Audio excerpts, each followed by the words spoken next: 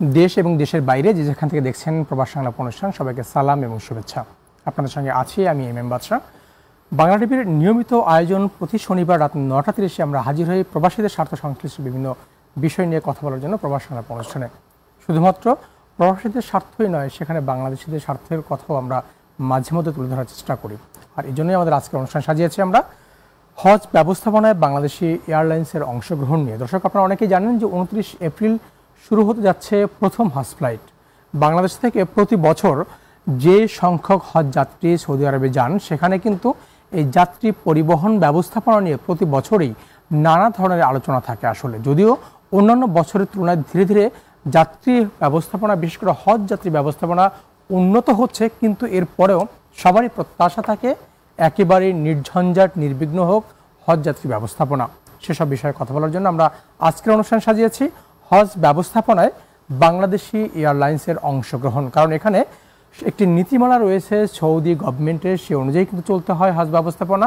সামগ্রিক বিষয় নিয়ে কথা বলার জন্য আজকে আমরা তিনজন সম্মানিত অতিথিকে আমন্ত্রণ জানিয়েছি। আমাদের সঙ্গে স্টুডিওতে আছেন মাওলানা ইয়াকুব শরাফতি, সাবেক সিনিয়র সহ সভাপতি, Hajj agencies association of Bangladesh HAAB, এবং আমাদের সঙ্গে আছেন ইউএস বাংলা এয়ারলাইন্সের মহাব্যবস্থাপক জনাব কামরুল ইসলাম।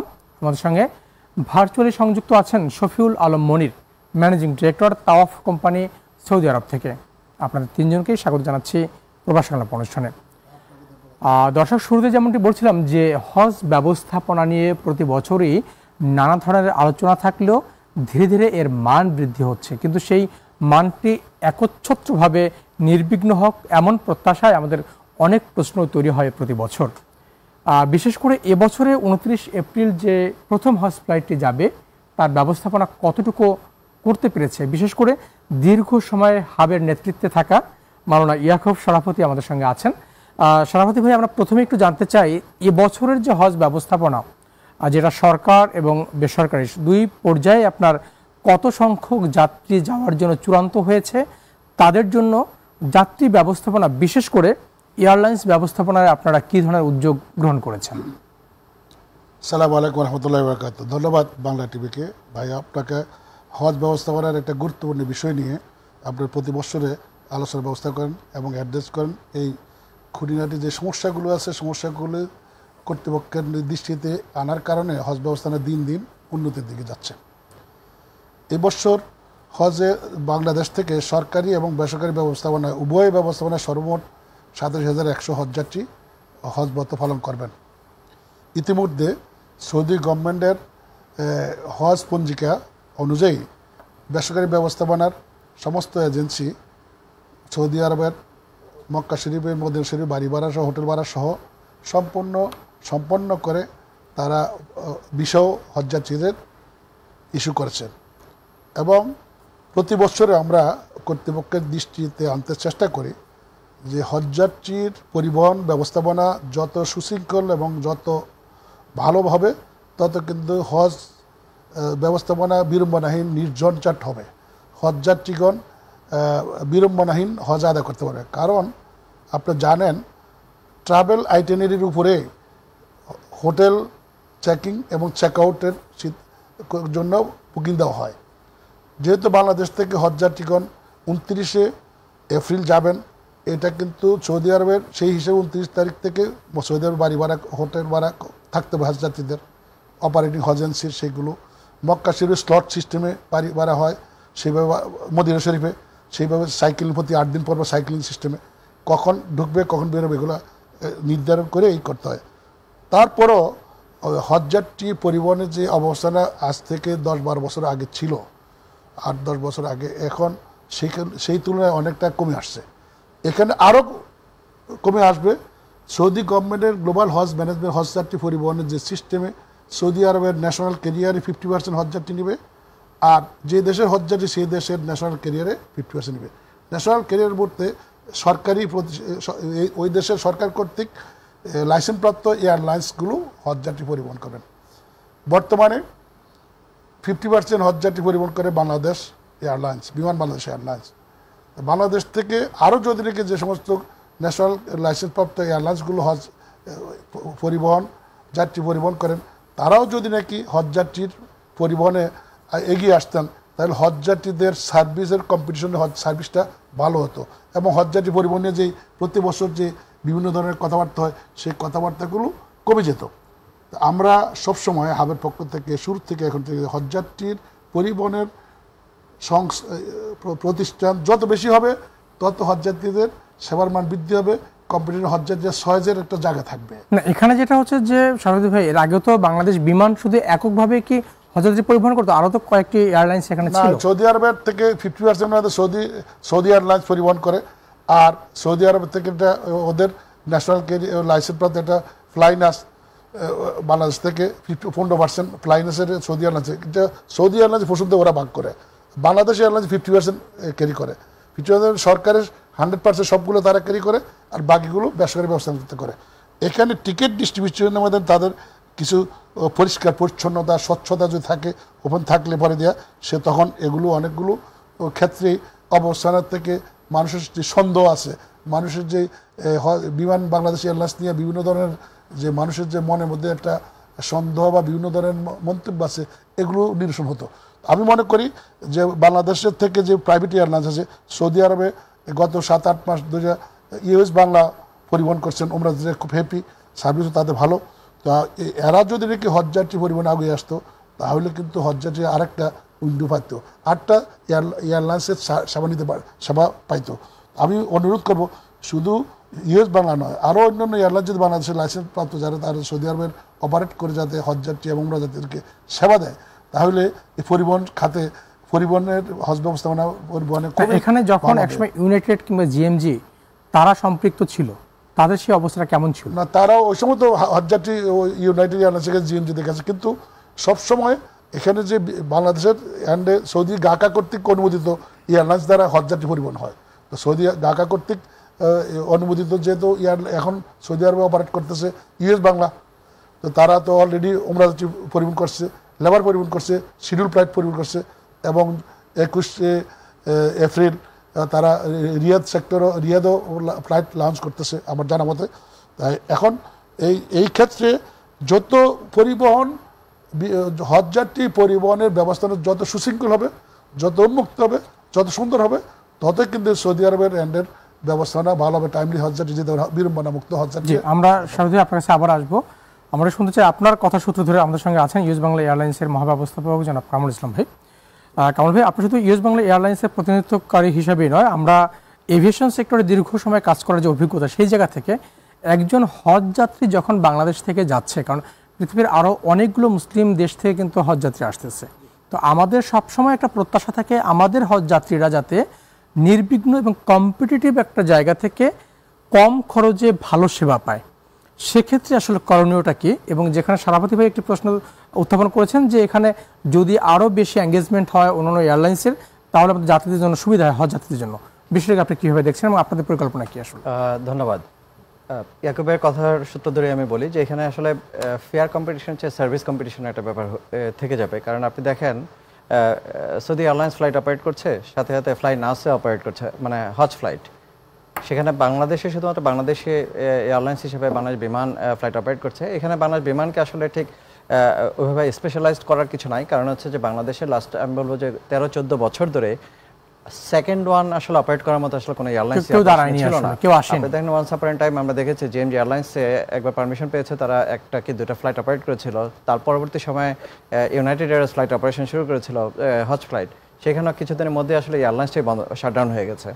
তার চেয়ে বড় কথা হচ্ছে যে বর্তমানে আসলে আমরা ইউএস বাংলা এয়ারলাইন্স, আমি বলবো যে শুরু থেকে আমাদের বেশ কিছু টার্গেট ওরিয়েন্টেড, আমরা বেশ কিছু প্ল্যানিং নিয়ে আমরা এগিয়ে যাওয়ার চেষ্টা করেছি। তার মধ্যে একটা অন্যতম ছিল হচ্ছে মিডল ইস্টের যে গন্তব্যগুলো, এবং সেখানে সৌদি আরবের যে বিভিন্ন গন্তব্য আছে, লাইক জেদ্দা বলেন, মদিনা বলেন, রিয়াদ বলেন, এই গন্তব্যগুলো আমাদের ফ্লাইট অপারেশনের একটা পরিকল্পনার মধ্যে ছিল। এবং সেই পরিকল্পনা অংশ হিসেবে আমরা আসলে হজ ফ্লাইটকে নিয়ে একটা টার্গেট করে আমরা আসলে আমাদের বিজনেস পরিকল্পনা সাজিয়েছি।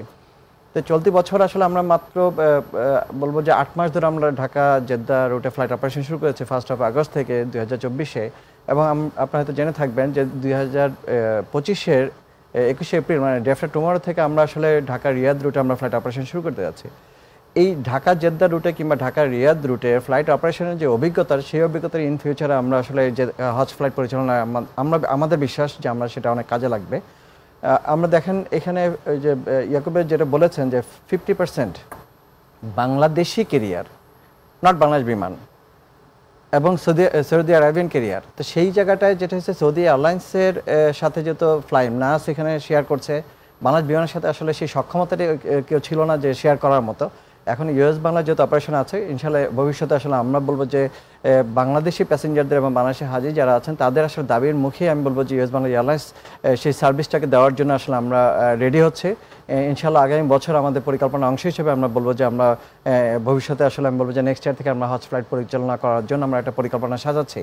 এর মধ্যে আমরা ঢাকা রিয়াদ এবং ঢাকা মদিনা রুটে ফ্লাইট অপারেশনের পরিকল্পনা অলরেডি নিয়েছে। আমরা হয়তো ভাই বলেছেন যে আমরা কিন্তু শুরু থেকে প্রথম ফ্লাইট থেকে আমরা কিন্তু ওমরা হাজিদের ক্যারি করছি, এটা আসলে আমি হচ্ছে অভিজ্ঞতার একটা ব্যাপার রয়ে গেছে। সেই জায়গাটাতে ইউএস বাংলা এয়ারলাইন্স আসলে গত 11 বছর ধরে শুধুমাত্র যে সৌদি আরব না, মিডল ইস্টে যেসব গন্তব্যগুলো আছে আপনি দেখেন ঢাকা থেকে দুবাই, আবুধাবি, শারজা, মাস্কাট, দোহা, এই ডেস্টিনেশন প্রত্যেক ডেস্টিনেশনতে আমরা সাকসেসফুল এবং প্যাসেঞ্জারদের আস্থার জায়গা থেকে কিন্তু আমরা আসলে সেই রুটগুলোকে ফ্লাইট অপারেশন নিয়ে আসছি।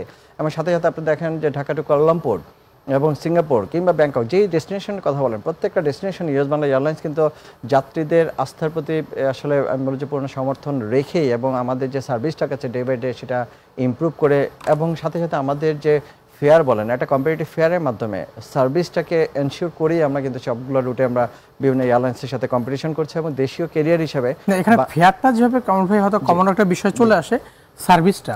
তো সেই সার্ভিসটা এনশিওর করার জন্য আপনি তো মানে এভিয়েশন এক্সপার্ট হিসেবে, আমি আপনার ইউএস বাংলা হিসেবে না, তো ওই জায়গাটাতে আমাদের আর কি কি জিনিস আমরা পেতে পারি যদি এটা আসে? আপনি দেখেন যাত্রীদের সুবিধা সবার প্রথমে আসলে এয়ারলাইন্সের যারা প্যাসেঞ্জার থাকে প্রথমে আসলে অন টাইম ফ্লাইট অপারেশনে আসলে এইটাকে প্রায়োরিটি একটা দিয়ে থাকে।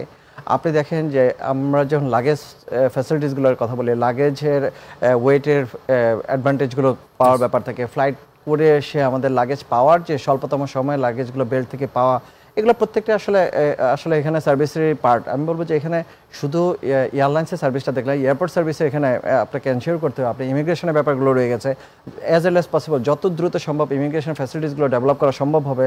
আমি বলবো যাত্রীরা, আমি বলবো সেটা নট অনলি হাজি, আসলে যে কোনো প্যাসেঞ্জার আসলে সেই স্যাটিসফ্যাকশন লেভেলটা কিন্তু এয়ারপোর্ট থেকেও পেতে হবে।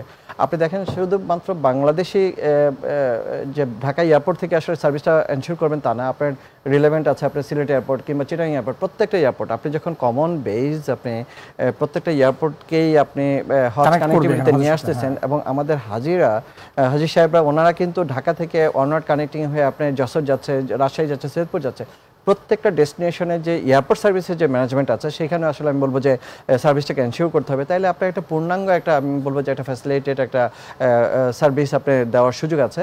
সব কিছু মিলে আমি বলবো যে airlines not only US Bangla, সেটা বিমান হোক কিংবা আদার্স যে ক্যারিয়ারগুলো আছে প্রত্যেকেই যেন আসলে তাদের সার্ভিসটাকে এনশিওর করে এবং তাতে আসলে আমরা বলবো যে একটা ফ্রুটফুল রেজাল্ট আমাদের পাওয়ার সম্ভাবনা আছে। জি কামরুল ভাই ধন্যবাদ। আমাদের সঙ্গে এই মুহূর্তে সৌদি আরব থেকে আছেন Tawaf company managing director Shafiul Alam Monir ভাই।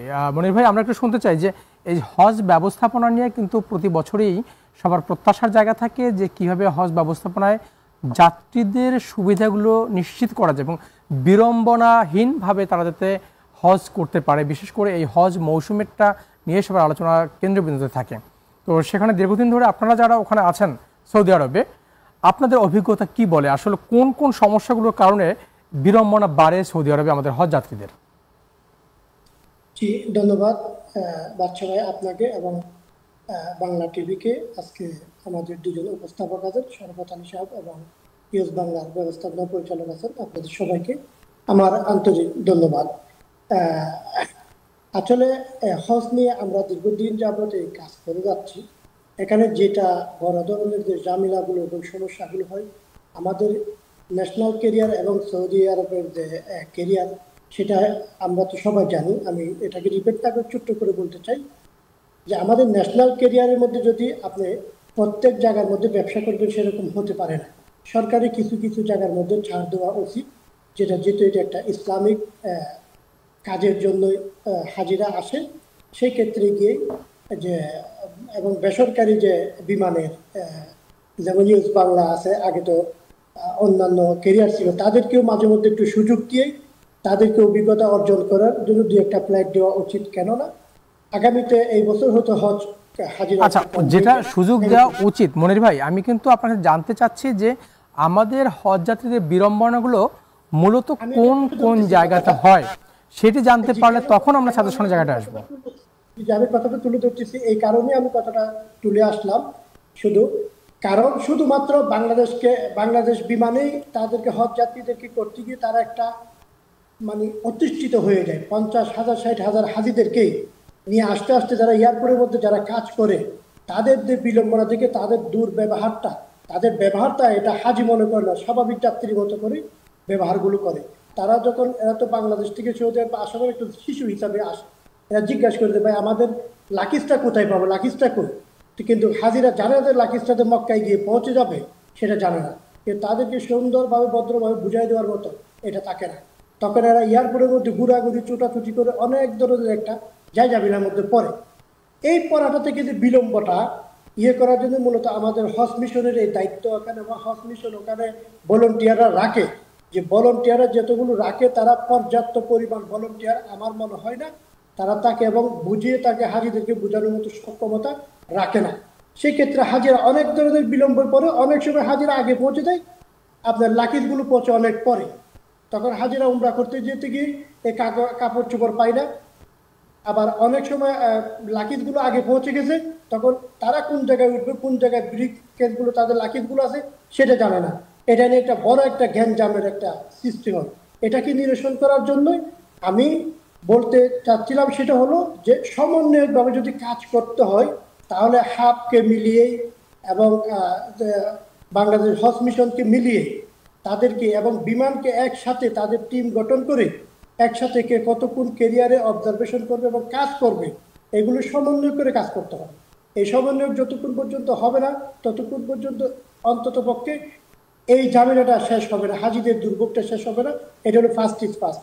এবং সেকেন্ড থিং হলো আরেকটি সুযোগ আছে, সেটা হচ্ছে বাংলাদেশ বিমান যখন এখানে এই যে প্রথমবার যখন হাজি নিয়ে আসে তখন আপনি বিমানের স্বার্থে, বিমানের আমাদের দেশের স্বার্থে, দেশের ব্যবসার স্বার্থে এখান থেকে কিন্তু কার্গো বিমান হিসাবে প্রচুর মালপত্র নিয়ে যেতে পারে।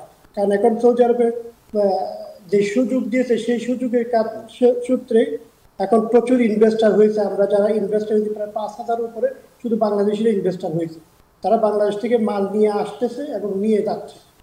এই জিনিসটা যখন হাজিদেরকে দিয়ে যখন কালি বিমানটা চলে যায় তখন এগুলোর কাজে লাগাইতে পারে। এগুলো কাজে লাগার জন্য তাদের দক্ষ এখানে তাদের কর্মী নিয়োগ করতে হবে, তাদের অফিসের মধ্যে দক্ষ স্পেশালি লোক নিয়োগ করে এগুলো মার্কেটিং করে এগুলো ধরতে হবে। কারণ যেমন সৌদি এয়ারলাইন্স এখন অলরেডি এই মার্কেটটা দখল করে ফেলছে। বাংলাদেশ বলতে গেলে 10% মালও নিয়ে যেতে পারে না, 90% মাল এখন সৌদি এয়ারলাইন্সে নিয়ে যাচ্ছে। আর তাদের এই দখলটা, এই যে ব্যবসায়িক প্রতিযোগিতা কম্পিটিশন থেকে যদি পরে যায় তাহলে বিমান ক্ষতিগ্রস্ত মানে বাংলাদেশ ক্ষতিগ্রস্ত হবে। দেশের স্বার্থে তাদের এইগুলো কিন্তু কাজ করার অনেক জায়গা আছে। এবং ক্ষেত্রে বিশেষে আপনি যখন হাজিদেরকে যখন আপনি নিয়ে যাওয়ার জন্য অনেক সময় কিন্তু বিলম্বিত হয়, আমরা সবাই জানি এয়ারপোর্টের মধ্যে বিমানে অনেক বিলম্বিত হয়। বিলম্বিত কেন হয় সেটা আমরা সবারই জানা। আজকে এইভাবে আমরা ছোট মধ্যে আমরা বলাটা আসলে 1 ঘন্টার প্রোগ্রামের মধ্যে সুযোগ নেই। কেন বলা হয় সেটা হলো বিমানের শিডিউলের ব্যর্থতার কারণে হয়। এটা শিডিউল ব্যর্থতা এখন যে বিমানের যে শিডিউল যে ব্যর্থ হয় সেটার পেছনের কারণগুলো কি আসলে? সেটার পিছনের কারণ হলো বাংলাদেশ থেকে তারা যেমন আপনার অন্যান্য লাইন থেকে থেকে যেমন আপনি ধরেন দুবাইতে যে ফ্লাইটটা ডেলি প্রত্যেক সপ্তাহে 5টা ফ্লাইট যায়, হজের সময় 4টা করে ফ্লাইট দিই তারা, তখন দুবাই হয়ে বাংলাদেশ গিয়ে আবার এখানে আসতে হয়। সরাসরি দুবাই থেকে এই জায়গায় আসতে পারে না, কারণ তাদের যে অনুমোদনটা যে সৌদি গভর্নমেন্ট যে হজ ফ্লাইটের জন্য যে অনুমোদনটা দিচ্ছে আমার নিশ্চয়ই সরফরাজ আলী সাহেব একমত হবেন, উনি জানেন বিষয়টা। তারা সরাসরি কিন্তু বাংলাদেশ হয়ে আসতে হবে, দুবাই হয়ে আসতে পারবে না। তো ক্ষেত্রে বিশেষে দুবাই থেকে যখন যাত্রী নিয়ে বাংলাদেশে গিয়ে তাদেরকে নামানো এবং বিমানটাকে পরিষ্কার করে আবার আসা, ওই যে টাইমটা ছিল সেই টাইমটা রেডি এবং প্রস্তুত থাকে না। এখানে যদি আধা ঘন্টা মিস্টেক হয়ে যায়, এখানে আসতে আবার এটা হয়ে যায় তখন 1 ঘন্টার পার্থক্য হয়ে যায়।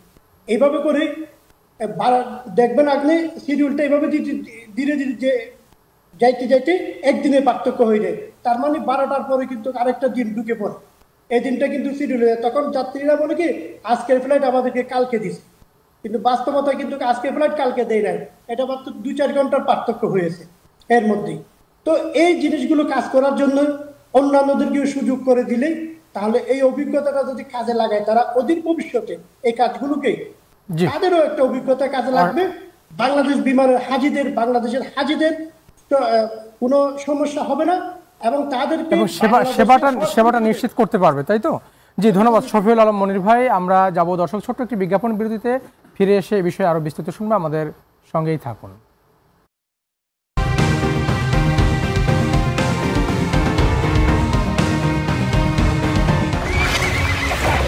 অটোমান সাম্রাজ্যের ঐতিহাসিক কাহিনী এমনি জানতে পারবেন আমি কে। অনেক দিন ধরেই তোমাকে খুঁজছি। নতুন পাশা কি পারবে শান্তি ফেরাতে? নতুন পাশার জয়! যেভাবে হোক হেন্নাকে খুঁজে বের করুন। আমাদের ওখানে একবার আসুন পাশা, আপনার ভালো লাগবে। কসম খোদা, ওই কামারের জীবন আমি অতিষ্ঠ করে দেব। একদম চুপ, কথা বললে কি হবে তুমি কল্পনাও করতে পারবে না। ত্যায্য করলাম আমি এদেরকে। কোথায় নিয়ে যাচ্ছ? আমি কিছু করিনি, ছেড়ে দাও আমাকে।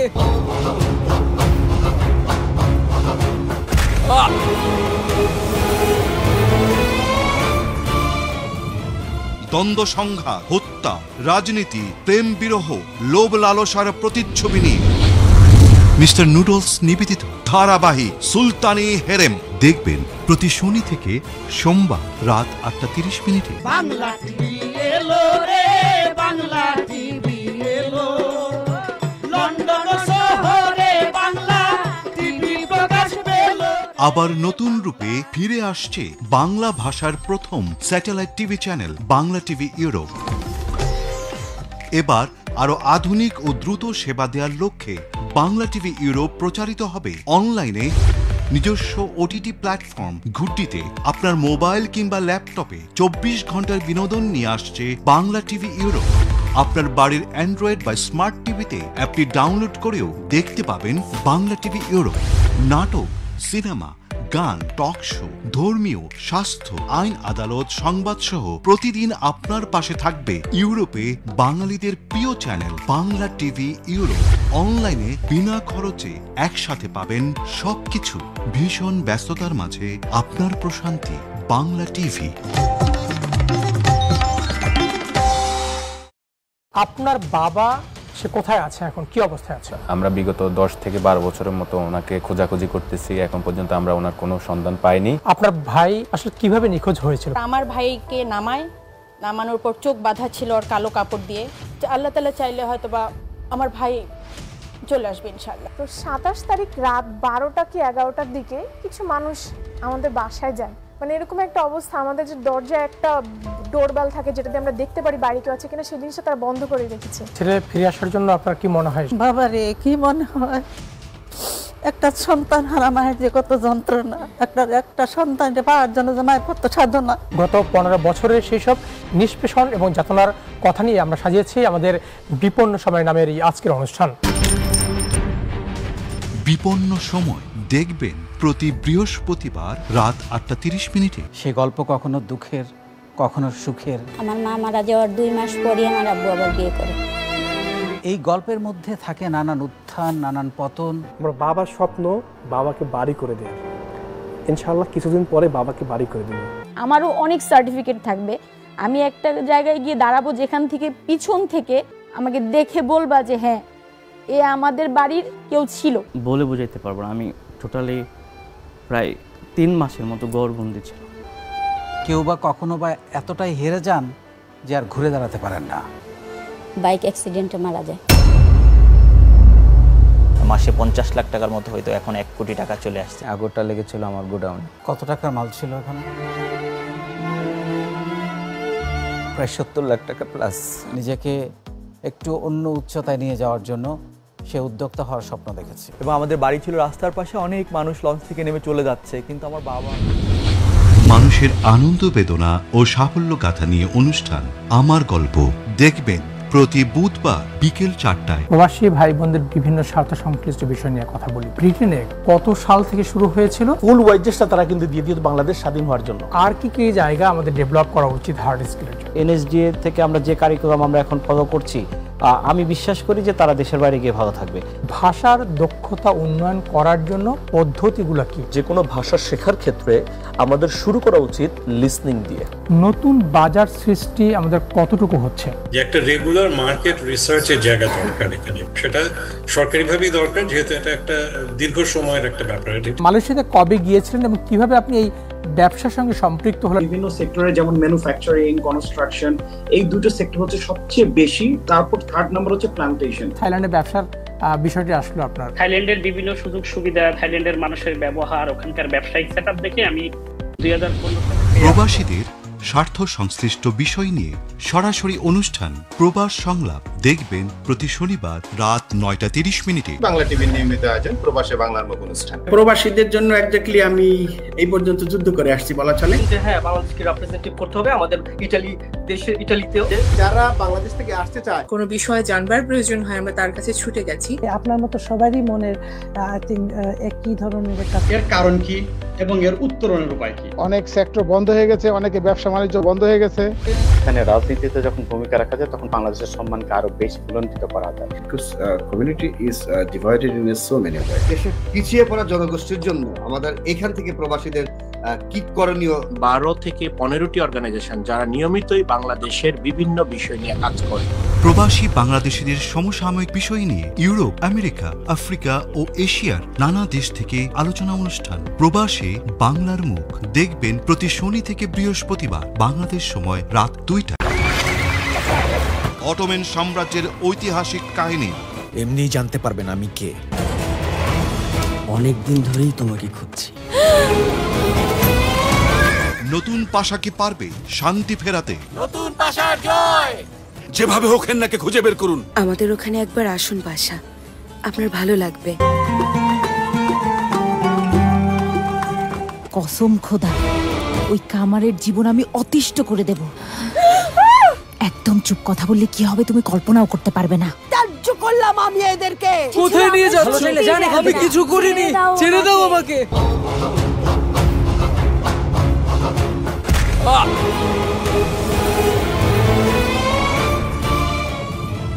দ্বন্দ্ব সংঘাত, হত্যা, রাজনীতি, প্রেম বিরহ, লোভ লালসার প্রতিচ্ছবি নিয়ে মিস্টার নুডলস নিবেদিত ধারাবাহিক সুলতানি হেরেম দেখবেন প্রতি শনি থেকে সোমবার রাত 8:30। বাংলা টিভি এলো রে, বাংলা টিভি এলো, লন্ডন শহরে বাংলা টিভি প্রকাশ পেল। আবার নতুন রূপে ফিরে আসছে বাংলা ভাষার প্রথম satellite TV channel Bangla TV Europe. এবার আরো আধুনিক ও দ্রুত সেবা দেওয়ার লক্ষ্যে বাংলা টিভি ইউরোপ প্রচারিত হবে অনলাইনে নিজস্ব ওটিটি প্ল্যাটফর্ম ঘুটটিতে। আপনার মোবাইল কিংবা ল্যাপটপে 24 ঘন্টার বিনোদন নিয়ে আসছে বাংলা টিভি ইউরোপ। আপনার বাড়ির অ্যান্ড্রয়েড বা স্মার্ট টিভিতে অ্যাপটি ডাউনলোড করেও দেখতে পাবেন বাংলা টিভি ইউরোপ। নাটক, সিনেমা, গান, টক শো, ধর্মীয়, স্বাস্থ্য, আইন আদালত, সংবাদ সহ প্রতিদিন আপনার পাশে থাকবে ইউরোপে বাঙালিদের প্রিয় চ্যানেল বাংলা টিভি।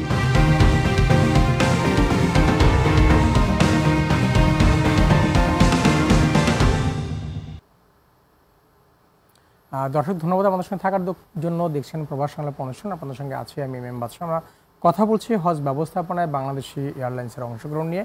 কারণ হজ যাত্রীদের নির্বিঘ্ন যাত্রা নিশ্চিত করতে হলে কিন্তু ইতিমধ্যে যে আলোচনা আমরা শুনেছি আমাদের সম্মানিত আলোচকদের কাছ থেকে, সেটিতে কিন্তু দেখা যাচ্ছে যে যাত্রী ব্যবস্থাপনা নিশ্চিত করতে হলে, বিড়ম্বনাহীন হজ ব্যবস্থাপনা করতে হলে কিন্তু এয়ারলাইন্সের অনেক বড় একটি ভূমিকা রয়েছে। এখানে যেটা বলা হয় যে যখন এক নাগারে যাত্রী পরিবহন করে হজ যাত্রী, তখন অনেকেই সেটি সাধারণ বিমান যাত্রী হিসেবে তারা ব্যবহারটি করে, যার ফলে কিন্তু হজ যাত্রী যারা যাচ্ছেন তারা একেবারেই অনেকে থাকেন যে নতুন করে প্রথমবার বিমান যাত্রা করছেন, তাদের সেই সেবা কিন্তু তারা ঠিকমতো পাচ্ছেন না, কিংবা অনেকেই যারা বয়োজ্যেষ্ঠ তারা সেখানে সেই ভোগান্তিতে পড়েন।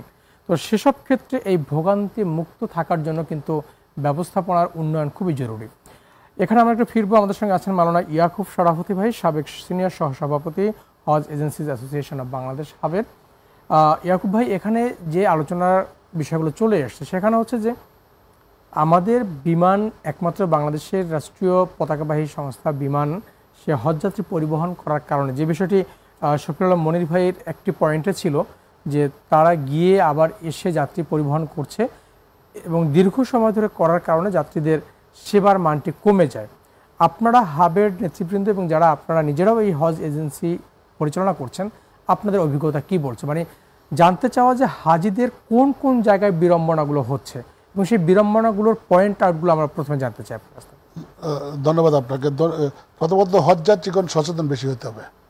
হজযাত্রীগণ প্রথম বিড়ম্বনা শুরু হয় তারা যখন প্রাক নিবন্ধন করে, তখন এলাকার পুরান একজন হজযাত্রী অথবা যিনি হজে গেছে বা উমরা গেছেন ওনার দ্বারস্থ হয়। সরকার কর্তৃক অনুমোদিত লাইসেন্সপ্রাপ্ত যে হজ লাইসেন্স আছে তাদের সঙ্গে তাদের সম্পৃক্ত না হওয়ার কারণে এই বিড়ম্বনা সেখানে আরম্ভ হয়। এখন আপনারা যারা সরকার নির্ধারিত যারা পরিচালনা করেন তারা কি মাঠ পর্যায়ে তাদের কাছে যাচ্ছেন, নাকি আপনাদের যারা দালাল টাইপের যারা থাকে? মূলত আপনি হজটা তো ফরজ ইবাদত, যিনি ইবাদত করবেন তিনি কিন্তু খুঁজে বের করবেন। নামাজ যিনি ফরজ ইবাদত, নামাজ পড়ার জন্য মসজিদ খুঁজে বের করে মুসল্লি বের করবেন। যিনি হজ যাবেন তার টাকাটা কোথায় নিশ্চিত হবে, কোথায় হবে না হবে সরকার কিভাবে জানবেন?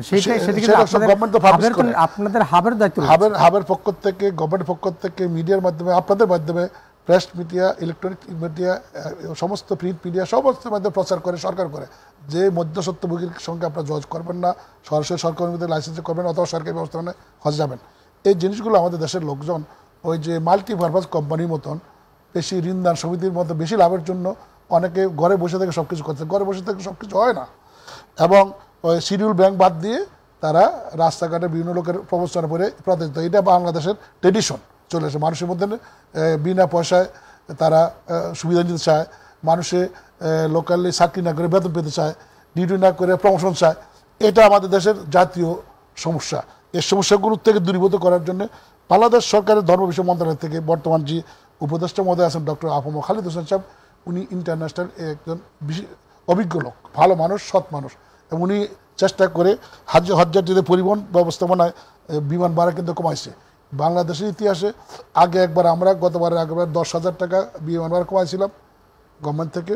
ওই যে শেখ মোহাম্মদ আবদুল্লাহ সাহেব আসছিলেন এই সভামন্ত্রী, হাবের জোরে দাবির পরিপ্রেক্ষিতে যৌক্তিক কারণে।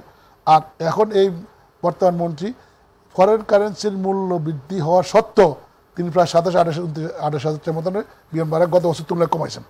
এতে করে হজযাত্রী কিন্তু সুবিধা পাচ্ছেন, এতে করে বিদেশি এয়ারলাইন্সগুলো ফরেন কারেন্সি কম নিতে পারছেন, আরও কমাতে পারবেন যদি নাকি এয়ারলাইন্স হজযাত্রীদের সেবা দেওয়ার জন্য পরিবহন সংস্থা, যে বাংলাদেশি পরিবহন সংস্থা যদি নাকি আবার সংযুক্ত হয়, তাহলে কম্পিটিশনে কিন্তু সেবার মানও বাড়বে, ফেয়ারও আর কমবে। কারণ আপনার জনকে কম্পিটিশন না থাকে, প্রতিযোগিতা যদি না থাকে, তাহলে মনোপলি একজনের যা খুশি তা করে। বাংলাদেশের বিমান বাংলাদেশ এয়ারলাইন্স এবং বিমান বাংলাদেশ ন্যাশনাল ক্যারিয়ার হিসেবে বিমানে সাধারণত পেয়ারটাকে এরা ইম্পোজ করে। এটা আসলে অনেক কিছু এভিয়েশন, এই জন্য আমরা সবসময় গত বছর বলছি, সবসময় বলে আসছি, এভিয়েশন বিশেষজ্ঞ একটি থার্ড পার্টি টেকনিক্যাল কমিটির দ্বারা যদি হজযাত্রীদের বিমান ভাড়াটা পেয়ারটা নির্ধারণ করা হতো, তাহলে মানুষের মনের মধ্যে এই সন্দেহটা থাকতো না, এ ধরনের কোনো প্রশ্ন থাকতো না। যে এভিয়েশন বিশেষজ্ঞ থার্ড পার্টি টেকনিক্যাল কমিটির দ্বারা যদি নাকি হজযাত্রীদের সেবার মান উন্নয়নে এবং তাদের ফেয়ার কী হবে এই ক্যালকুলেশন করে এটা করা হতো, এই দাবিটা আমরা হাব প্রতিষ্ঠালগ্ন থেকে আমরা এটা করে আসছি। এবং সরাসরি হজ এজেন্সির আমরা জাতীয় হজ এবং উমরা ব্যবস্থাপনা আইন এবং জাতীয় হজ উমরা ব্যবস্থাপনা বিধিমালা অনুযায়ী সরাসরি এয়ারলাইন্স কর্তৃক হজ অপারেটিং এজেন্সির অনুকূলে সরাসরি টিকিট সরবরাহ করা, এটা আমরা হাবের পক্ষের অনুরোধে ধর্মবিষয় মন্ত্রণালয় কর্তৃক সরকার কর্তৃক আইনের মাধ্যমে এটা করা হয়েছে। তারপরেও শোনা যায় এয়ারলাইন্সগুলো কিছু কিছু এলোমেলো করা শোনা যাচ্ছে, আমরা কোনো প্রমাণ পাই নাই। বিশেষ করে ন্যাশনাল ক্যারিয়ার কেউ কেউ অভিযোগ করেছে আপনাদের হাবের কাছে এই বিষয়ে কোনো, যেমন ন্যাশনাল ক্যারিয়ার এরা শিডিউল তফসিল অনুযায়ী হাজিদের টিকিট ডিস্ট্রিবিউট করা পর দেওয়া, আবার রিশিডিউল যখন করে তখন তো মক্কাশির মধ্যে সে বাড়ি ভাড়া করে তার বেশি করছে, এটা একটা জটিলতা হবে, হজযাত্রী বিড়ম্বনা হবে। যাতে করে এয়ারলাইন্স কর্তৃক যে সমস্ত টিকিটগুলো এজেন্সিকে ডিস্ট্রিবিউট করছে সেই অনুযায়ী তারা মক্কাশির মধ্যে বাড়ি ভাড়া করছেন, ভিসা ইস্যু করছেন, এই শিডিউল যাতে তারা পরিবর্তন না করে, এটা হবে আমার পক্ষ থেকে দীর্ঘদিনের হজ ব্যবস্থার অভিজ্ঞতা থেকে। তাহলে হজযাত্রী বিড়ম্বনা আর মাত্র 10 দিন বাকি আছে প্রথম হজ ফ্লাইট যাওয়ার। তো সেক্ষেত্রে এবছরে যারা যাচ্ছেন হজ করতে প্রায় 87,100 বাংলাদেশি সরকারি বেসরকারি দুই পর্যায়ে, তো তাদের যে ব্যবস্থাপনা সেটা কতখানি নিশ্চিত করা গেছে? আমরা যতটুকু এই পর্যন্ত পাচ্ছি এখন পর্যন্ত এই ধরনের টিকিটগুলো সৌদি এয়ারলাইন্সের সঙ্গে কথা বলতে ওরাও টিকিট ডিস্ট্রিবিউট করে দিয়েছে, ফ্লাইনাসও ডিস্ট্রিবিউট করে দিয়েছে, ওদের ডিস্ট্রিবিউটর অনুযায়ী তারা এজেন্সি কর্তৃক পে অর্ডারগুলো রিসিভ করছে।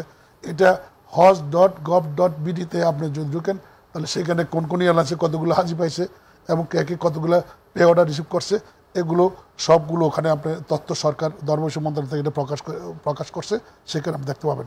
আমার মনে হয় এখন পর্যন্ত এই ধরনের কোনো জটিলতার সংবাদ আসেনি, আশা করি হবে না। জি শাহবাজ ভাই, আমরা আপনার কাছে আসবো। আমাদের সঙ্গে আছেন শফিউল আলম মনির ভাই, ম্যানেজিং ডিরেক্টর তাওয়াফ কোম্পানি সৌদি আরব থেকে। আপনার কাছে জানতে চাওয়া যে সৌদি আরবে শুধু বাংলাদেশি না, পৃথিবীর বিভিন্ন দেশ থেকে হাজিরা কিন্তু আসেন। এখানে ইয়াকুব ভাইয়ের বক্তব্যে একটি বিষয় এসে যেটা প্রতি বছরই আসে, যে হজ যাত্রী পরিবহনের বিমান ভাড়া, যেটি নিয়ে মাঝে মধ্যে আমাদের বলতে শোনা যায় যে হজ বর্তমানে এমন একটি অবস্থা দাঁড়িয়েছে বাংলাদেশ থেকে যে উচ্চবিত্ত ছাড়া আসলে অনেকের পক্ষেই হজ করতে যাওয়াটা এখন অনেকটা কষ্টসাধ্য হয়ে দাঁড়িয়েছে। তো আপনার কাছে কী ধরনের তথ্য আছে অন্যান্য দেশ থেকে যেসব হাজিরা হজ করতে আসেন তাদের তুলনামূলক যে বিমান ভাড়া এবং বাংলাদেশের যারা যাচ্ছে তাদের বিমান ভাড়ার যে পার্থক্যটা কোন অবস্থায় আছে? হ্যাঁ, ধন্যবাদ। এখানে পার্থক্যটা অনেক। যেমন বাংলাদেশ থেকে যে ন্যাশনাল ক্যারিয়ারগুলো আমাদের হাজি নিয়ে আসে তাদের থেকে কিন্তু আপনি 4টা টিকিটের টাকা নেই, আপনি নিশ্চয়ই জানেন বিষয়টা। এবং তো অন্যান্য দেশের যেমন পাকিস্তান, বাংলাদেশ, আমাদের পার্শ্ববর্তী দেশের কথা বলি, নেপাল, শ্রীলঙ্কা, ইন্দোনেশিয়া, তাদের থেকে কিন্তু 4 টিকিটের টাকা দিতে হয় না, কারণ তারা যে তাদের সিস্টেমটা তারা 4টা টিকিটের টাকা মানে বিষয়টা একটু ক্লিয়ার করে বলবেন? জি, যেটা আমাদের বাংলাদেশ থেকে যে হাজিগুলো আসে তাদের থেকে কিন্তু 4টা টিকিটের টাকা নেই, কারণ বিমান যখন সৌদি বাংলাদেশ গভর্নমেন্ট যখন সৌদি আরব গভর্নমেন্টের সাথে যে চুক্তিটা করে সেই চুক্তির মধ্যে থাকে যে যেই ক্যারিয়ারের হাজি নিয়ে আসবে সেই ক্যারিয়ার কিন্তু এখান থেকে যাত্রী নিয়ে যেতে পারবে না, এবং স্বল্প সময় স্বল্পতার কারণে এরা নিতেও পারে না আমাদের বাংলাদেশ বিমান। সেই ক্ষেত্রেই বিমানটা যখন হাজিরা আসতেছে যাওয়ার সময় কিন্তু খালি বিমান যায়, একদম এখানে একটা যাত্রীও থাকে না, গিয়ে ওখান থেকে আবার হাজিগুলো নিয়ে আসে, তাহলে উনিদের চলে যাচ্ছে খালি, ও টাকাটাও কিন্তু হাজিদের থেকে নিয়ে নিতে। এটা আমাদের শরফত আলী সাহেব জানেন এবং সবাই জানেন এই বিষয়টা, কিন্তু অন্যান্য দেশের মধ্যে সেই সিস্টেমটা নাই। তারা যাত্রী নিয়ে যায়, ওখান থেকে হাজি যে সময় করবে ততটুকুই। সেই ক্ষেত্রে গিয়ে অনেক টাকা ডিফারেন্স আছে, শুধুমাত্র বিমানের ক্ষেত্রে, যে ফ্লাইটের ক্ষেত্রে অনেক টাকা ডিফারেন্স আছে, এবং সৌদি আরবে এসে অনেকগুলো ডিফারেন্স আছে, সেটা আমি অন্যান্য দেশের মনির ভাই, এখানে অন্য দেশের যারা প্রতিবেশী রাষ্ট্র শ্রীলঙ্কা, নেপাল বা আপনি যা বললেন পাকিস্তান, তারা তাহলে কিভাবে 2 টিকিটের টাকা দিয়ে কভার করছে? কারণ তাদের অ্যাভেলেবেল বিমান আছে, সেই বিমানের কারণে তারা যে বিমানটা এই জায়গার মধ্যে পর তারা 3 ঘন্টার মধ্যে যাত্রী নিয়ে আবার চলে যায়। আর আমাদের দেশে হলো সপ্তাহে আপনার জেদ্দা থেকে হলো 5টা বিমান চলে এবং মদিনা থেকে 2টা বিমান চলে, এটা হলো সপ্তাহে। এবং পাকিস্তানের এবং ইন্ডিয়ার হলো 13টা বিমান জেদ্দা এয়ারপোর্ট থেকেই সপ্তাহে ছাড়ে, এবং তারা এই জি শফিউল ভাই, আমরা আপনার কাছে ফিরবো। মনির ভাই আমাদের সঙ্গে আছেন, এই ব্যাপারে একটু শুনবো আমরা এভিয়েশন বিশেষজ্ঞ ইউএস বাংলা এয়ারলাইন্সের মহাব্যবস্থাপক জনাব কামরুল ইসলাম ভাই। কারণ ভাই এখানে যে টেকনিক্যাল বিষয়টি এটা একটু ব্যাখ্যা করবেন কাইন্ডলি। কারণ হচ্ছে আমার প্যাসেঞ্জার সে 4টি টিকিটের টাকা দিচ্ছে, তারা দিচ্ছে 2টি টিকিটের, এটা করণীয় কি আছে? এটা একটা যৌক্তিক একটা মনির ভাইয়ের কথার সাথে আমি একটু দ্বিমত পোষণ করছি, বিকজ উনি বলছেন যে আমার হাজি সাহেবরা ঢাকা থেকে যখন জেদ্দা যাচ্ছেন 1 ওয়ে ট্রাফিক, রিটার্ন কিন্তু 0 প্যাসেঞ্জার নিয়ে এয়ারলাইন্সকে ব্যাক করতে হচ্ছে। যখন আবার হাজি সাহেবদেরকে আনার জন্য যাচ্ছেন তখনও 0 প্যাসেঞ্জার নিয়ে যাচ্ছেন এবং আসার সময় হাজি সাহেবদেরকে নিয়ে ঢাকায় ব্যাক করছেন। একজন হাজি সাহেবকে ঢাকা জেদ্দা ঢাকা আনার জন্য 4টা ফ্লাইট অপারেট করতে হচ্ছে। প্রত্যেকটা ফ্লাইটের অপারেশনের কস্ট আছে, যে কস্টগুলো হাজি সাহেবদের জন্যই আসলে ব্যয় করা হয়। এবং এটার জন্যই ওনার যে ব্যাখ্যা আছে সেটা হচ্ছে 4 বার যে আপ ডাউন হচ্ছে, মানে 4 বার ভাড়া নেওয়া হচ্ছে বেসিক্যালি আসলে এটার জন্য। বাট অন্য দেশগুলো নিচ্ছে না, এটার ভিতরে আসলে এটা আমি বলবো যে আই থিঙ্ক ইনফরমেশনের ভিতরে কোনো একটা গ্যাপ আছে। তো বাংলাদেশি হাজিদের, এবং সেটা শুধু যে বাংলাদেশ বিমান কিংবা ফ্লাইনাস কিংবা সৌদি এয়ারলাইন্স, প্রত্যেকের ক্ষেত্রে সেম, কারণ হচ্ছে চার্টার ফ্লাইটের মতো। আপনি দেখেন যখন চার্টার ফ্লাইট করবেন আপনার একটা স্পেসিফিক একটা স্লট ম্যানেজমেন্টকে টার্গেট করে কিন্তু ফ্লাইটগুলো অপারেট করা হয় এবং সেখানে কিন্তু আমার আগে পরে যাওয়ার যেমন সুযোগ নাই, সেখানে ওই যে আগে পরে যেতে গেলে যে প্রবলেমগুলো হয় অনেক সময় ফ্লাইট ক্যান্সেল করে দিতে হয়, কিংবা লাস্টে যে আমাদের অনেক হাজি জমে যাচ্ছে ভিসা সংক্রান্ত জটিলতা প্রত্যেক বছরই যেটা, বাট ইদানিং আসলে আমি বলবো যে লাস্ট কাপল অফ ইয়ার্স এই প্রবলেমগুলো থেকে আমরা অনেকটা বের হয়ে আসছি।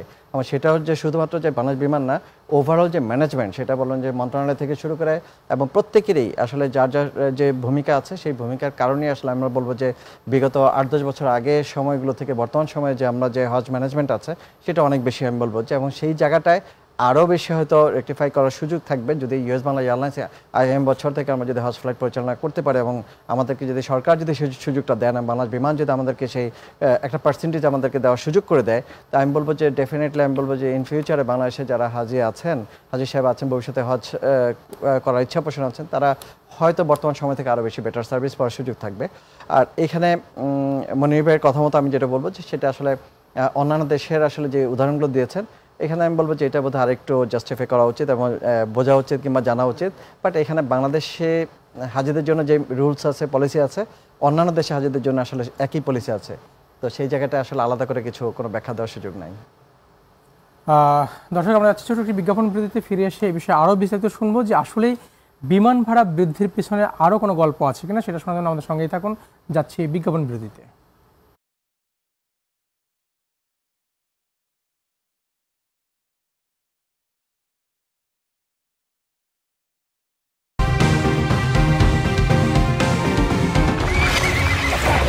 অটোমান সাম্রাজ্যের ঐতিহাসিক কাহিনী এমনি জানতে পারবেন আমি কে। অনেকদিন ধরেই তোমাকে খুঁজছি। নতুন পাশা কি পারবে শান্তি ফেরাতে? নতুন পাশার জয়! যেভাবে হোক হেন্নাকে খুঁজে বের করুন। আমাদের ওখানে একবার আসুন পাশা, আপনার ভালো লাগবে। কসম খোদা, ওই কামারের জীবন আমি অতিষ্ঠ করে দেব। একদম চুপ, কথা বললে কি হবে তুমি কল্পনাও করতে পারবে না। ত্যায্য করলাম আমি এদেরকে। কোথায় নিয়ে যাচ্ছ? আমি কিছু করিনি, ছেড়ে দাও আমাকে।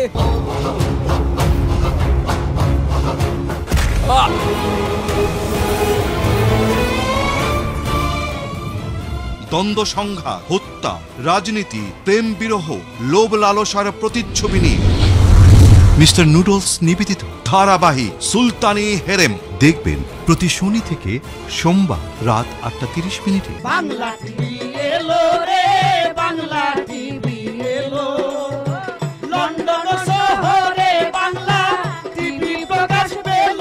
আবার নতুন রূপে ফিরে আসছে বাংলা ভাষার প্রথম satellite TV channel Bangla TV Europe. এবার আরো আধুনিক ও দ্রুত সেবা দেওয়ার লক্ষ্যে বাংলা টিভি ইউরোপ প্রচারিত হবে অনলাইনে নিজস্ব ওটিটি প্ল্যাটফর্ম ঘুটটিতে। আপনার মোবাইল কিংবা ল্যাপটপে 24 ঘন্টার বিনোদন নিয়ে আসছে বাংলা টিভি ইউরোপ। আপনার বাড়ির অ্যান্ড্রয়েড বা স্মার্ট টিভিতে অ্যাপটি ডাউনলোড করেও দেখতে পাবেন বাংলা টিভি ইউরোপ। নাটক, সিনেমা, গান, টক শো, ধর্মীয়, স্বাস্থ্য, আইন আদালত, সংবাদ সহ প্রতিদিন আপনার পাশে থাকবে ইউরোপে বাঙালিদের প্রিয় চ্যানেল বাংলা টিভি ইউরোপ। অনলাইনে বিনা খরচে একসাথে পাবেন সবকিছু। ভীষণ ব্যস্ততার মাঝে আপনার প্রশান্তি বাংলা টিভি।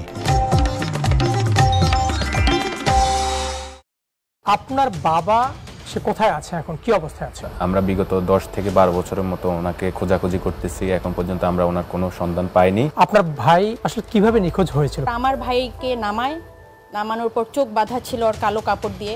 আল্লাহ তাআলা চাইলে হয়তো বা আমার ভাই চলে আসবে ইনশাআল্লাহ। তো 27 তারিখ রাত 12টা কি 11টার দিকে কিছু মানুষ আমাদের বাসায় যায়। মানে এরকম একটা অবস্থা, আমাদের যে দরজায় একটা ডোরবেল থাকে যেটাতে আমরা দেখতে পারি বাড়ি কেউ আছে কিনা, সেই জিনিসটা তারা বন্ধ করে রেখেছে। ছেলে ফিরে আসার জন্য আপনার কি মনে হয়? বাবা রে, কি মনে হয়, একটা সন্তান হারা মায়ের যে কত যন্ত্রণা, একটা সন্তানকে পাওয়ার জন্য যে মায়ের কত সাধনা। গত 15 বছরের সেই সব নিষ্পেষণ এবং যাতনার কথা নিয়ে আমরা সাজিয়েছি আমাদের বিপন্ন সময় নামের এই আজকের অনুষ্ঠান।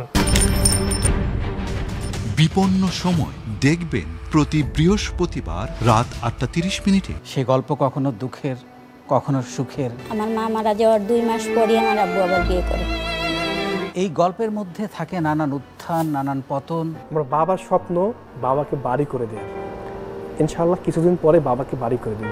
আমারও অনেক সার্টিফিকেট থাকবে। আমি একটা জায়গায় গিয়ে দাঁড়াবো যেখান থেকে পিছন থেকে আমাকে দেখে বলবা যে হ্যাঁ এ আমাদের বাড়ির কেউ ছিল। বলে বোঝাইতে পারবো না, আমি টোটালি প্রায় 3 মাসের মতো গড়বন্দি ছিল। কেউ বা কখনো বা এতটাই হেরে যান যে আর ঘুরে দাঁড়াতে পারেন না। বাইক অ্যাক্সিডেন্টে মারা যায়। মাসে 50 লাখ টাকার মতো হয়তো, এখন 1 কোটি টাকা চলে আসছে। আগুনটা লেগেছিল আমার গোডাউনে। কত টাকার মাল ছিল এখানে? প্রায় 70 লাখ টাকা প্লাস। নিজেকে একটু অন্য উচ্চতায় নিয়ে যাওয়ার জন্য সে উদ্যোক্তা হওয়ার স্বপ্ন দেখেছে। এবং আমাদের বাড়ি ছিল রাস্তার পাশে, অনেক মানুষ লঞ্চ থেকে নেমে চলে যাচ্ছে, কিন্তু আমার বাবা। মানুষের আনন্দ বেদনা ও সাফল্য গাথা নিয়ে অনুষ্ঠান আমার গল্প দেখবেন প্রতি বুধবার বিকেল 4টায়। প্রবাসী ভাই বোনদের বিভিন্ন স্বার্থ সংশ্লিষ্ট বিষয় নিয়ে কথা বলি। ব্রিটেনে কত সাল থেকে শুরু হয়েছিল? ফুল ওয়েজেসটা তারা কিন্তু দিয়ে দিত বাংলাদেশ স্বাধীন হওয়ার জন্য। আর কি কি জায়গা আমাদের ডেভেলপ করা উচিত হার্ড স্কিলের জন্য? এনএসডিএ থেকে আমরা যে কারিকুলাম আমরা এখন ফলো করছি, আমি বিশ্বাস করি যে তারা দেশের বাইরে গিয়ে ভালো থাকবে। ভাষার দক্ষতা উন্নয়ন করার জন্য পদ্ধতিগুলো কি? যে কোনো ভাষা শেখার ক্ষেত্রে আমাদের শুরু করা উচিত লিসনিং দিয়ে। নতুন বাজার সৃষ্টি আমাদের কতটুকু হচ্ছে? যে একটা রেগুলার মার্কেট রিসার্চের জায়গা দরকার এখানে, সেটা সরকারিভাবেই দরকার, যেহেতু এটা একটা দীর্ঘ সময়ের একটা ব্যাপার। মালয়েশিয়াতে কবে গিয়েছিলেন এবং কিভাবে আপনি এই ব্যবসার সঙ্গে সম্পৃক্ত হলেন? বিভিন্ন সেক্টরে যেমন ম্যানুফ্যাকচারিং, কনস্ট্রাকশন, এই দুটো সেক্টর হচ্ছে সবচেয়ে বেশি। তারপর থার্ড নাম্বার হচ্ছে প্ল্যান্টেশন। থাইল্যান্ডে ব্যবসার বিষয়টি আসলো আপনার? থাইল্যান্ডের বিভিন্ন সুযোগ সুবিধা, থাইল্যান্ডের মানুষের ব্যবহার, ওখানকার ব্যবসায়িক সেটআপ দেখে আমি 2015 প্রবাসীদের স্বার্থ সংশ্লিষ্ট বিষয় নিয়ে সরাসরি অনুষ্ঠান প্রবাস সংলাপ দেখবেন প্রতি শনিবার রাত 9:30 বাংলা টিভির নিয়মিত আয়োজন প্রবাসে বাংলার মুখ অনুষ্ঠান। প্রবাসীদের জন্য এক্স্যাক্টলি আমি এই পর্যন্ত যুদ্ধ করে আসছি বলা চলে। যে হ্যাঁ বাংলাদেশকে রিপ্রেজেন্টেটিভ করতে হবে আমাদের ইটালিতেও। যারা বাংলাদেশ থেকে আসতে চায়, কোনো বিষয়ে জানবার প্রয়োজন হয়, আমরা তার কাছে ছুটে গেছি। আপনার মতো সবারই মনের একই ধরনের একটা, এর কারণ কি এবং এর উত্তরণের উপায় কি? অনেক সেক্টর বন্ধ হয়ে গেছে, অনেকে ব্যবসা বাণিজ্য বন্ধ হয়ে গেছে। এখানে রাজনীতিতে যখন ভূমিকা রাখা যায় তখন বাংলাদেশের সম্মানকে আরো বেশি বুলন্দিত করা যায়। Because community is divided in so many ways. দেশের পিছিয়ে পড়া জনগোষ্ঠীর জন্য আমাদের এখান থেকে প্রবাসীদের কি করণীয়? 12 থেকে 15টি অর্গানাইজেশন যারা নিয়মিতই বাংলাদেশের বিভিন্ন বিষয় নিয়ে কাজ করে। প্রবাসী বাংলাদেশীদের সমসাময়িক বিষয় নিয়ে ইউরোপ, আমেরিকা, আফ্রিকা ও এশিয়ার নানা দেশ থেকে আলোচনা অনুষ্ঠান প্রবাসে বাংলার মুখ দেখবেন প্রতি শনি থেকে বৃহস্পতিবার বাংলাদেশ সময় রাত 2টায়। অটোমান সাম্রাজ্যের ঐতিহাসিক কাহিনী এমনি জানতে পারবেন আমি কে। অনেক দিন ধরেই তোমাকে খুঁজছি। নতুন পাশা কি পারবে শান্তি ফেরাতে? নতুন পাশার জয়। যেভাবে হোক হেন্নাকে খুঁজে বের করুন। আমাদের ওখানে একবার আসুন পাশা, আপনার ভালো লাগবে। কসম খোদা, ওই কামারের জীবন আমি অতিষ্ঠ করে দেব। একদম চুপ, কথা বললে কি হবে তুমি কল্পনাও করতে পারবে না। ত্যায্য করলাম আমি এদেরকে। কোথায় নিয়ে যাচ্ছ? আমি কিছু করিনি, ছেড়ে দাও আমাকে।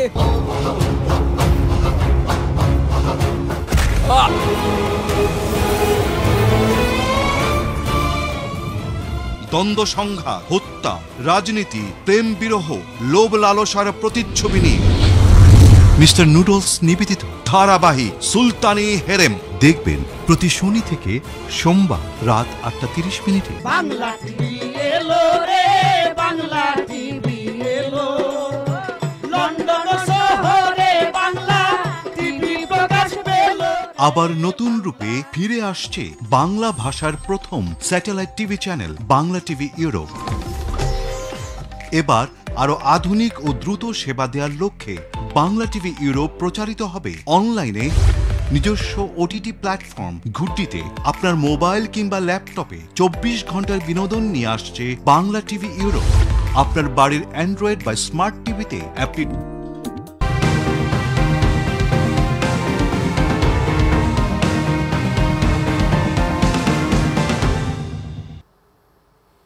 দর্শক ধন্যবাদ আমাদের সাথে থাকার জন্য। দেখছেন প্রবাস সংলাপ অনুষ্ঠান, আপনাদের সঙ্গে আছি আমি এম বাদশা। আমরা কথা বলছি হজ ব্যবস্থাপনায় বাংলাদেশি এয়ারলাইন্সের অংশগ্রহণ। বারবারই ঘুরে ফিরে একটি কথা, হজ ব্যবস্থাপনা নির্বিঘ্ন করতে যা যা দরকার তার মধ্যে প্রধানতম জায়গাটি হচ্ছে যাত্রীদের পরিবহন ব্যবস্থাপনা, এবং বিশেষ করে হজ যাত্রীদের বিমান ভাড়া নিয়ে কিন্তু সবসময় আমরা আলোচনা শুনে থাকি।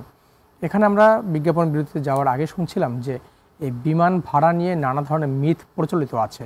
আসলে কতখানি সত্য যে বিমান ভাড়া কেন বাড়ছে সেই বিষয়ে অন্যান্য দেশের হজ যাত্রী যারা যাচ্ছেন তাদের বিমান ভাড়া এবং আমাদের যে বিমান ভাড়া সেটির মধ্যে যে ব্যবধান কিংবা সুযোগ সুবিধা তা কতখানি সঠিক কিংবা কতখানি বেঠিক সে বিষয়ে জানবো হাবের নেতা এবং সাবেক সিনিয়র সহসভাপতি মাওলানা ইয়াকুব সভাপতি ভাই।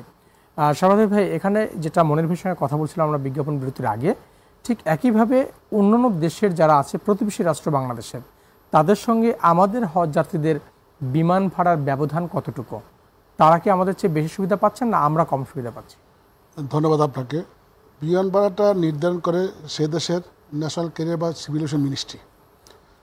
পার্শ্ববর্তী যে দেশের কথা বলছেন ওরা কিন্তু ওপেন টেন্ডারের মাধ্যমে এয়ারলাইন্স সিলেকশন করে। প্রত্যেক বছর তারা ওপেন টেন্ডার দেয় কোন কোন এয়ারলাইন্স কর্তৃক তারা হজযাত্রী পরিবহন করে। হজযাত্রী নির্ধারণ থাকে তাদের কাছে, সেই হিসেবে অত হজযাত্রীদের ভাড়াটা তারা নির্ধারণ করার জন্য ওপেন টেন্ডারের মাধ্যমে তারা এয়ারলাইন্সগুলো এই ক্ষেত্রে গিয়া বিভিন্ন এয়ারলাইন্সগুলো তারা পার্টিসিপেট করার পার্টিসিপেন্টের পরবর্তীতে তারা ফেয়ারটা নির্ধারণ করে। এই কম্পিটিশনের কারণে ফেয়ারটা যৌক্তিকভাবে কমে। আমাদের দেশের এয়ারলাইন্সগুলোর মধ্যে এই সুযোগটা নেই। আমরা অনেক সময় বলছি যে যদি ইন্টারন্যাশনাল ওপেন টেন্ডারের মাধ্যমে যদি এয়ারলাইন্সে টেন্ডারের মাধ্যমে হজযাত্রীদের বিমান ভাড়ার টেন্ডারের মাধ্যমে দেওয়া হতো তাহলে বিমান ভাড়া কমতো।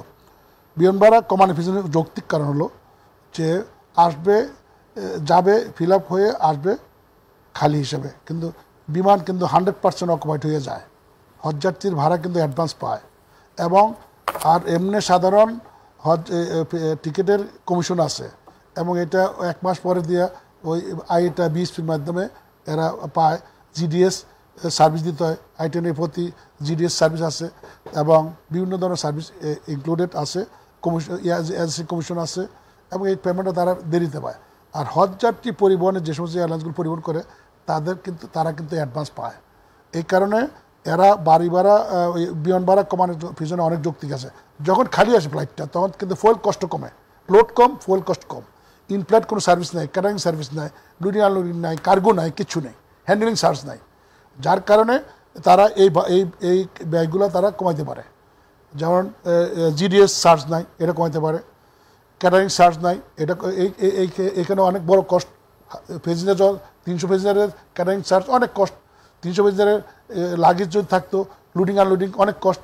এই যে লোডটা কমার কারণে ফুয়েল কষ্ট কম, তাই ম্যানেজার কষ্ট কমে যায়, তাহলে ডবল ভাড়া তারা নেওয়ার তো কোনো যৌক্তিকতা নাই, রাইট?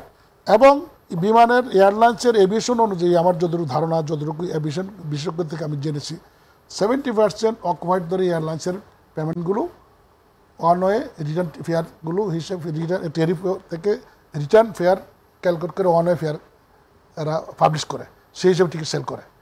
ওইটার মধ্যে এজেন্সি কমিশন আছে, জিডিএসের চার্জ আছে, আইটেনের প্রতি কুপনে $5 করে চার্জ যত জানা সব কিছু আছে, এটা ইনক্লুড করে এটা করে। তাহলে হজযাত্রী তো হজ ফ্লাইট তো 100% অকুপাইড হয়, আর 30% বেশি, তাহলে অটোমেটিক ওই 30% যেটা খালি থাকতো ওইটা মাইনাস হবে। 30% প্যাসেঞ্জার খালি ধরে তো তারা ফেয়ার করছে, তাহলে ওইটা মাইনাস হবে। বিভিন্ন কারণে, যৌক্তিক কারণে বিমান ভাড়া কিন্তু কম হতে পারে। শুধু বিমান ভাড়া কমানোর সঙ্গে সঙ্গে তাদের সার্ভিস, হজযাত্রীদের সার্ভিসটাও বেশি করতে হবে। হজযাত্রীদের কল্যাণে যেখান থেকে যতটুকু অ্যাফোর্ড দিবে আল্লাহ রাব্বুল আলামিন তাকে সেখানে ততটুকু বরকত দিবে। আমি মনে করি হজযাত্রীদের কল্যাণে প্রত্যেককে এগিয়ে আসা উচিত। ধন্যবাদ মাওলানা ইয়াকুব সভাপতি ভাই। আমরা আপনার যে বক্তব্য সেখান থেকে কামাল ভাইয়ের কাছে একটু আসতে চাই। কামাল ভাই, এখানে ইয়াকুব ভাই যে কথাটি বললো, যে টেকনিক্যাল বিষয়গুলো বললো, যে আপনাদের ফ্লাইটগুলো যখন ফেরত আসে, মানে একজন এভিয়েশন এক্সপার্ট হিসেবে আপনার বক্তব্য কি আসলে? ধন্যবাদ। অ্যাকচুয়ালি আমি ইয়াকুবের সাথে কিছু যে জায়গায় ডেফিনেটলি আমি একমত পোষণ করছি। বিকজ যে নর্মালি যেটা হয় আসলে নিয়ারলি 70% লোড ফ্যাক্টর নিয়ে আসলে ব্রেক ইভেন্টে যাওয়ার একটা ব্যাপার থাকে। ঠিক 70% প্লাস হলে আসলে এটা প্রফিটের সাথে যোগ হওয়ার একটা পসিবিলিটি থাকে। এটা ডিফারেন্ট এয়ারলাইন্সে ডিফারেন্ট টাইপের ব্রেক ইভেন্টে আসলে বিইপির ব্যাপারটা থাকবে। কিন্তু এইখানে ভাড়া কমানোর যে ব্যাপারগুলো আছে অনেক ডেফিনেটলি অনেক ফ্যাক্টর এখানে ইনভলভ আছে। যে মনির ভাই যেটা বলেছিল 4 টাইমস আসলে এক্স্যাক্টলি আসলে 4 টাইমস হওয়ার সুযোগটা নাই, বিকজ অফ রিটার্ন ফ্লাইটে যখন প্যাসেঞ্জার জিরো থাকবে সেখানে আসলে ট্যাক্সের ব্যাপারগুলো থাকবে না, সেখানে ক্যাটারিংয়ের ব্যাপারগুলো থাকবে না, যখন প্যাসেঞ্জার না থাকবে তখন ওয়েটটা কম থাকবে, ফুয়েল বার্নটা কম হবে, সব কিছু মিলে ডেফিনেটলি এখানে একটা তো মানে খরচ, যাওয়ার খরচ এবং আসার খরচের ভিতরে ডিফার করবে। তো সেই জায়গাটা আসলে আমি বলবো যে টেকনিক্যাল টিম সহকারে আদার্স যারা সেলসের সাথে টেরিফের সাথে যারা কাজ করে প্রত্যেকটা এয়ারলাইন্স আসলে আমি বলবো যে বিফোর হজ প্রোগ্রাম আমি বলবো যে প্রত্যেকটা এয়ারলাইন্সের সাথে যদি এভাবে বসার সুযোগ থাকতো তাহলে আমি বলবো যে সেই ক্যালকুলেশন আসলে এক একটি এয়ারলাইন্সের এক্সপার্টিসদের দ্বারা একই ধরনের আসলে যদি মত পাওয়া যেত তাহলে ফেয়ারটা হয়তো বর্তমান অবস্থা থেকে কম হওয়ার একটা সম্ভাবনা একটা থাকবে। ইন ফিউচারে যদি ইউএস বাংলা এয়ারলাইন্স সেই জায়গাটায় ভবিষ্যতে আসলে হজ ফ্লাইট পরিচালনা করে, আমি বলবো যে এই ফ্যাক্টরগুলো মাথায় রেখে ইউএস বাংলা যেন এই ধরনের ফেয়ার ক্যালকুলেশনে যায় এবং সেই প্রস্তাবনা যেন আমাদের যারা হজ ম্যানেজমেন্টে থাকবে তাদেরকে আসলে আমরা সেভাবে দেওয়ার চেষ্টা করব। বাট এখানে হজ ফ্লাইট ছাড়াও আদার্স যেসব ডেস্টিনেশনগুলোতে আমরা ফ্লাইট অপারেট করি আসলে এখানে অনেকগুলো ফ্যাক্টর ইনভলভ আছে, যেটা লাইক আমি বলবো যে অ্যারোনটিক্যাল যেসব চার্জগুলো আছে সেটাতে বাংলাদেশ গভর্নমেন্ট বাংলাদেশি এয়ারলাইন্সগুলোকে সেখানে যদি রিডিউস করে দেয় তাই সেইখানে ডেফিনেটলি ভাড়া কমানোর একটা সুযোগ থাকে। আপনি একটা ছোট্ট এক্সাম্পল দিয়ে হয়তো বিরতির মাঝে আমি বলতেছিলাম যে ঢাকা টু কুয়ালালামপুরে আমার বোয়িং 737-800 এয়ারক্রাফট যখন আমি অপারেট করি সেখানে আমাকে প্রায় 15,000 টাকা আমাকে ল্যান্ডিং চার্জ দিতে হয়। যখন ওই সেম প্লেনটা যখন ঢাকায় ল্যান্ড করে সেখানে প্রায় 2.5 লক্ষ টাকা আমাকে পে করতে হয়। কোথায় 15,000 টাকা, কোথায় 2.5 লক্ষ টাকা। বাংলাদেশি ক্যারিয়ার বাংলাদেশের এয়ারপোর্টে ল্যান্ড করার জন্য আমাকে 2.5 লক্ষ টাকা পে করতে হচ্ছে। এই যে ডিফারেন্স, মানে আমি বলবো যে এটা ডিফারেন্স অ্যামাউন্টটা নির্ধারণ হওয়ার কারণে আমাদের বাধ্য হয়ে আমাদেরকে আসলে ফেয়ার অ্যাডজাস্টমেন্টে যেতে হয়। তো এই ব্যাপারগুলো আসলে শুধু এটা এক্সাম্পল হিসেবে দিলাম, এই ধরনের এক্সাম্পল আসলে ফেয়ার ক্যালকুলেশনের সময় অনেক আছে। এই জিনিসগুলো মাথায় রেখে 2.5 লক্ষ টাকা দিতে হচ্ছে ইউএস বাংলা এয়ারলাইন্সের কোন একটি ল্যান্ডিং চার্জের জন্য। অন্যান্য সকল বিমানের ক্ষেত্রে একই আমি বলবো যে এটা নরমালি চার্জগুলো নিতে হতে এয়ারক্রাফটের ওয়েটের উপরে।